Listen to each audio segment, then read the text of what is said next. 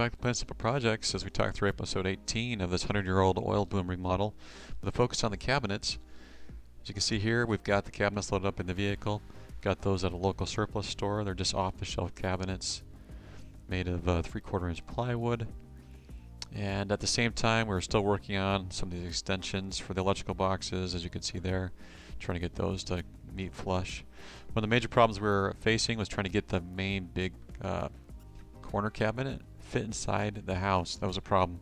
Had to cut this opening here to get it to fit, slide through that door and then around. That was actually kind of a real process. So anyway, the house is being painted. We got paint on the interior there. As you can see, it's a shoji white. It's similar to the outside paint colors. And just getting it cleaned up the best that we could.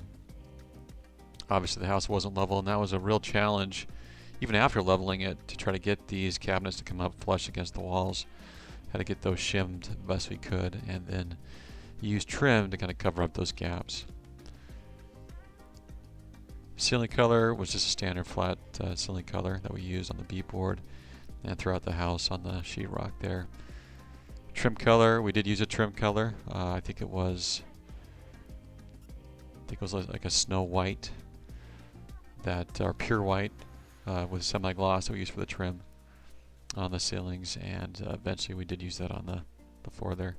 So you can see here in the kitchen, we were starting to work on leveling those cabinets, how to get those shimmed. And at the same time, we're finishing up the trim there in the rest of the house. So we used tape on the ground to try to help level out or figure out where we wanted to put the cabinets.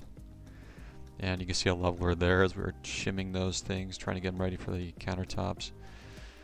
And then building some support brackets for the countertops on the extension there to the right, as you can see where the dishwasher was going to go.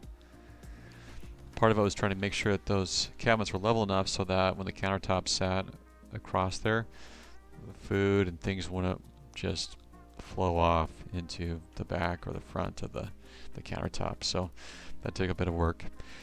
It was beautiful out there that time of year. As you can see here, the flowers, I wanted to include those just for my own sake. I just really enjoyed it as we were driving out there. Sometimes this part of the country isn't really known to be that pretty, but really it's beautiful. Beautiful this time of year out there, springtime.